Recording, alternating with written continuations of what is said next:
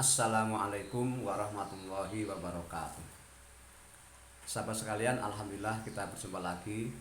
Kali ini kita akan melanjutkan kajian kita pada video yang sebelumnya, yaitu tentang at-tawassulu bil anbiya'i wassolihin. Tawasul dengan para nabi dan orang-orang soleh. Sahabat sekalian, berdoa itu ada dua cara, langsung atau tidak langsung, yang kita kenal dengan memakai wasilah.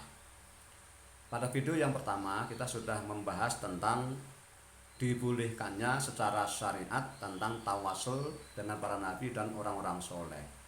Namun kenyataannya memang ada sekelompok orang dari kalangan para ulama dan juga orang-orang awam, pengikut para ulama itu, yang membantah dan mengharamkan tawasul dengan orang-orang yang sudah wafat, meskipun itu nabi atau orang-orang soleh.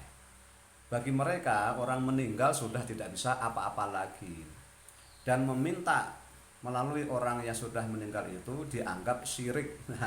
Syirik. Nah, kenapa? Karena minta tolong lewat orang mati. Tetapi kalau orang hidup bagaimana? Mereka tidak mengsirik-sirikkan. Misalnya minta tolong pada dokter, kan, pada tetangga, itu tidak syirik. Tapi orang mati syirik, ya. Berarti dia membeda-bedakan antara orang mati dan orang hidup, padahal sama-sama makhluk. Nah, sobat sekalian, langsung saja kita eksekusi. Kajian kita adalah kitab Qodoya Taswirul Adhan, terbitan Darul Ifta Mesir.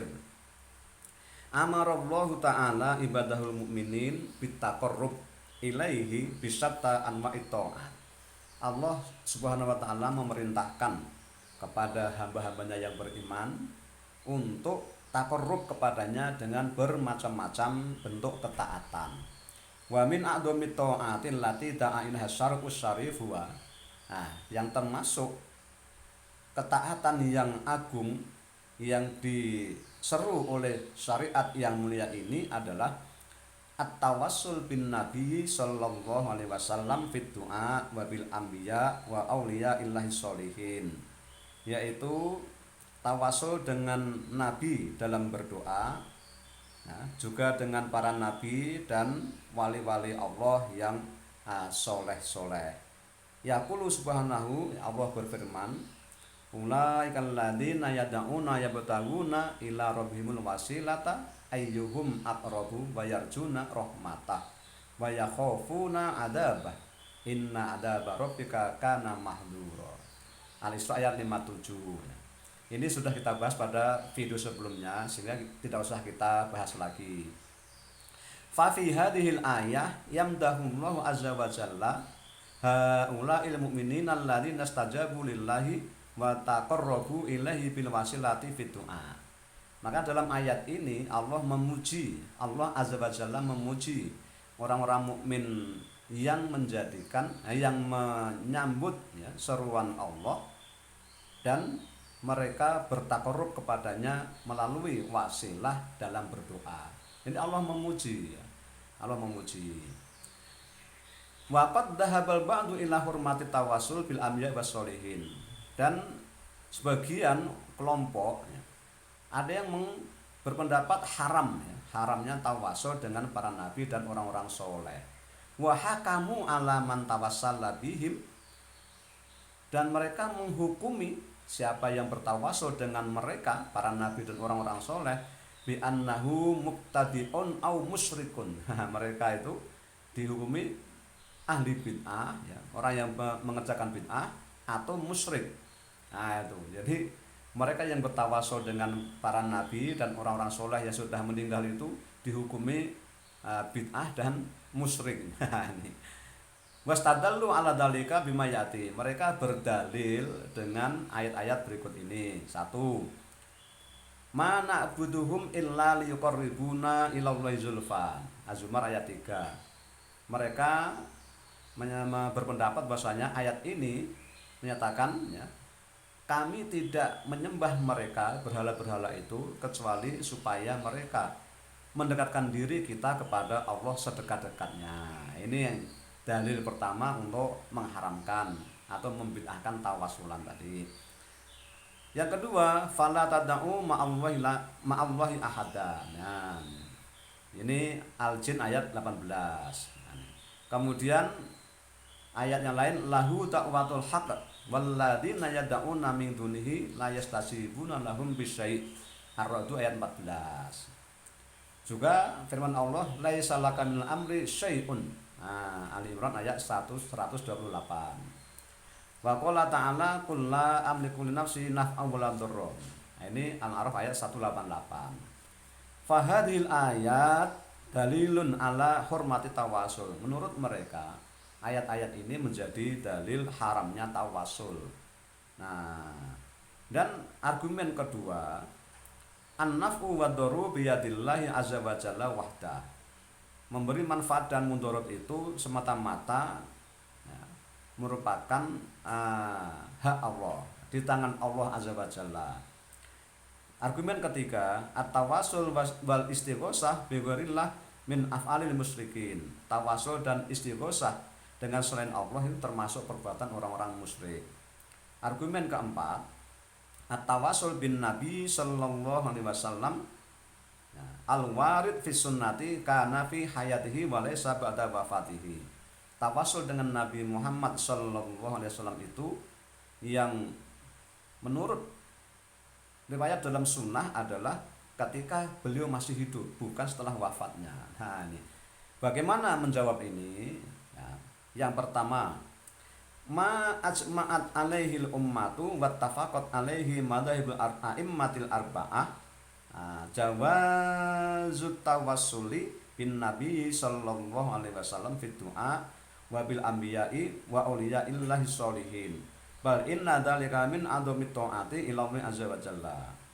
Nah, apa yang sudah disepakati ya, ijma ya, umat dan kesepakatan para imam madhab 4 adalah bolehnya tawasul dengan Nabi sallallahu alaihi wasallam dalam berdoa, juga dengan para nabi dan orang-orang soleh.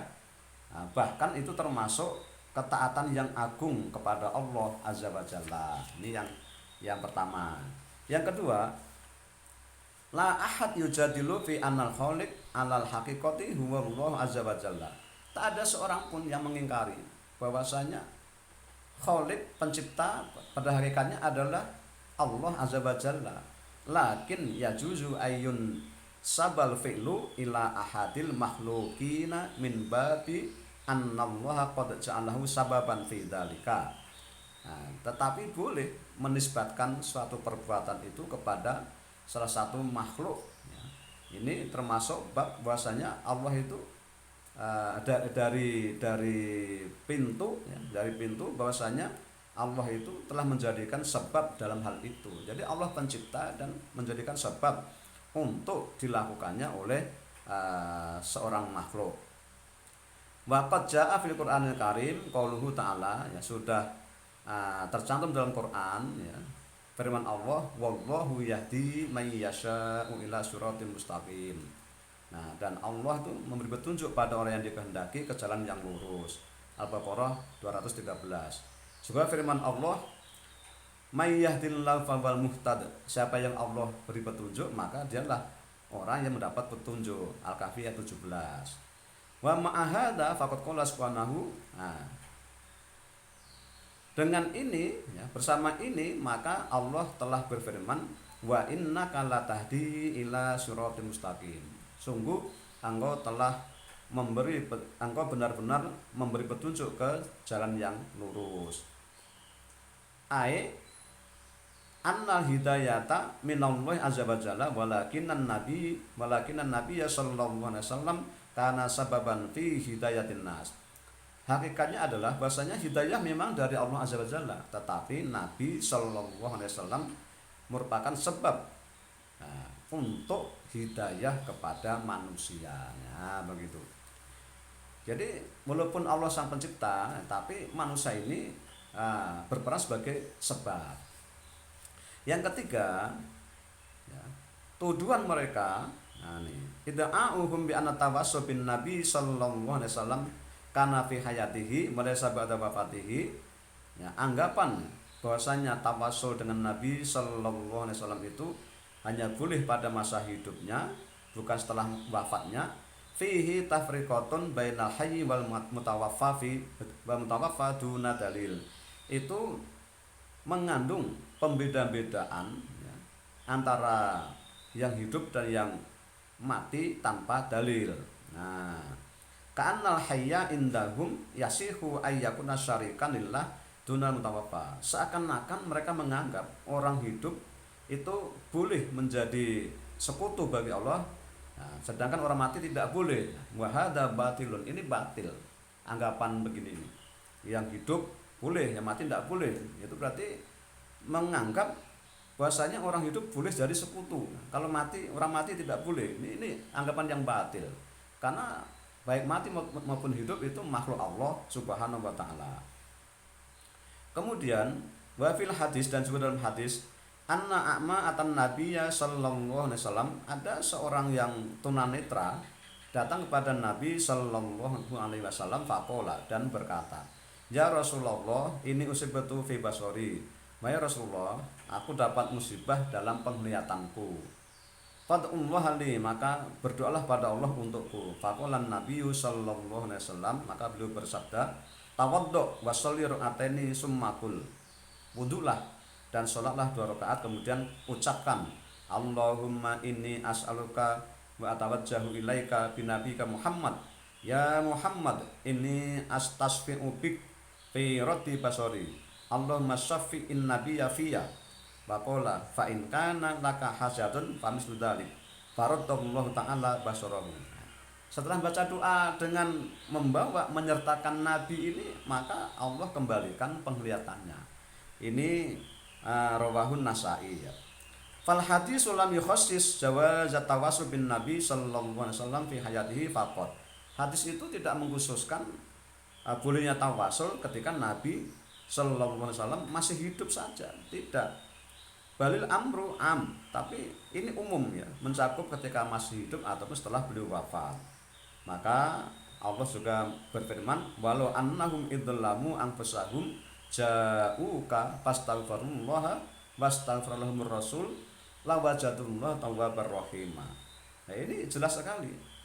Nah, bahwasanya kalau sekiranya mereka itu ketika menganiaya diri mereka sendiri, mereka datang kepadamu dan mereka minta ampun pada Allah, dan Rasul pun minta ampun untuk mereka, niscaya mereka akan mendapatkan Allah penerima taubat dan maha penyayang. Nah, An-Nisa 64. Fala mani'a min istighfarihi sallallahu alaihi wasallam ba'da wafatihi. Ini tidak ada halangan, tidak menghalangi istighfarnya Nabi sallallahu alaihi wasallam setelah beliau wafat. Faqad warada fil hadis sahih. Nah, ada dalam riwayat hadis sahih, tu'radu alayya amalukum. Amal-amal kalian dinampakkan kepadaku. Fama ra'aitu min khairin hamitullaha alaih. Kalau aku melihat kebaikan, aku memuji Allah atasnya. Wa ma ra'aitu min syarrin istaghfartullah lakum. Kalau aku melihat keburukan, nah, aku mohon ampun pada Allah untuk kalian. Ini Rawahu Al-Bazzar dalam kitab Musnadnya. Yang keempat, at-tawassul ila Allah bil anbiya was sholihin huwa fil haqiqati tawassulu bi amalihim as-sholihah. Tawassul dengan para nabi ya, dan orang-orang soleh kepada Allah, hakikatnya adalah tawassul dengan amal-amal soleh mereka. Dalam hadis dinyatakan anan nabiyya sallallahu alaihi wasallam haka anis salasatil ladzina dakhalul ghor. Ini terkenal ya, Nabi menjelaskan kisah 3 orang yang terjebak dalam gua. Mereka akhirnya Allah berikan pertolongan setelah bertawasul dengan amal-amal mereka. Yang kelima, al-ayat allati istadallu biha sabiqan laisa fiha ma yufidu man at-tawassul. Ayat-ayat yang dikemukakan oleh kelompok yang mengharamkan dan membid'ahkan dan mensyirikkan tawasul itu tidak ada yang menunjukkan larangan bertawasul. Misalnya ayat ma na'buduhum illa liyuqarribuna ilallahi zulfa. Kami tidak menyembah mereka, ini patung-patung berhala itu, kecuali supaya mereka mendekatkan diri kami kepada Allah sedekat-dekatnya. Maknahu annahum abaduhum, maknanya adalah mereka itu menyembah patung-patung itu min dunillah, bukan nyembah Allah. Jadi mereka tuh orang-orang musyrik itu nyembah patung. Sedangkan amat tawasul mutawassilu bi hadis solihina falam ya'buduhu. Sedangkan orang yang bertawasul itu tidak ada yang menyembahnya, menyembah orang yang meninggal tidak. Bal alima anna li hadas solih manzilatan indallahi azza wa jalla fatawassala bihi lidzalik. Tapi memahami bahasanya orang soleh ini punya kedudukan yang istimewa di sisi Allah Subhanahu wa taala, sehingga dia bertawasul dengan orang itu. Jadi nggak ada orang Islam nyembah orang mati, itu nggak ada. Sedangkan firman Allah, fala tad'u ma'allahi ahada. Ya, janganlah kamu menyeru seseorang pun bersama Allah. Fa innahu nahyun an ayyud'a ma'allahi ghairuhu. Nah, jadi ini larangan untuk memanggil ya, Allah dengan bersama dengan yang lainnya. Misalnya begini, ya Allah ya fulan. Nah, ini wahai Allah wahai fulan. Wal mutawassil bisolihin lam yad'u illallah. Sementara orang yang bertawasul dengan orang-orang soleh itu tidak berdoa, tidak menyeru kecuali hanya kepada Allah. Wa innama waqa minhu tawassul ilallahi bi amalin solihin amilahu ba'du ibadihi. Dan yang terjadi adalah tawasul pada Allah dengan amal soleh yang telah dikerjakan sebagian hamba-hambanya. Jadi tidak memanggil bersama Allah seorang pun, tapi menyertakan amal soleh yang dilakukannya. Sedangkan firman Allah, laisa laka min amri syai'un. Ini dan firman Allah, qul la amliku li nafsi naf'an wa la dharra. Dua ayat ini menjelaskan bahwasanya Rasulullah Sallallahu Alaihi Wasallam itu tidak ada sedikit pun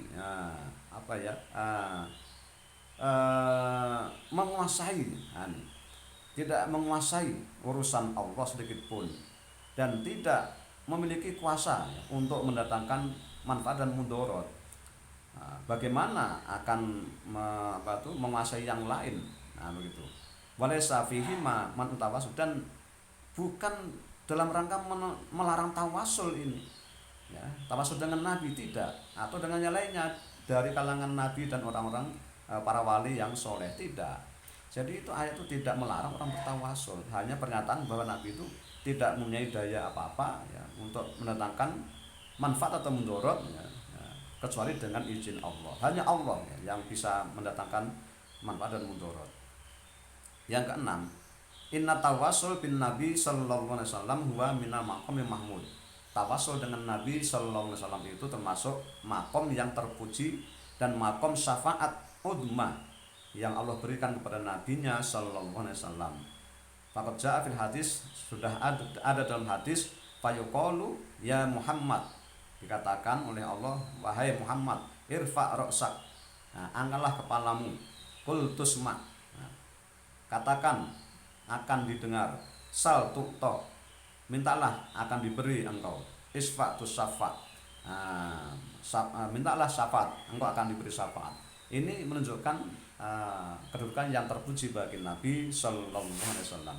Demikian teman-teman sekalian jawaban bagi mereka yang mengharamkan menurut kitab Qadaya Tasawwurul Adhan, mereka yang mengharamkan tawasul dengan Nabi dan orang soleh. Semoga bermanfaat. Makasih. Sampai jumpa lagi. Assalamualaikum warahmatullahi wabarakatuh.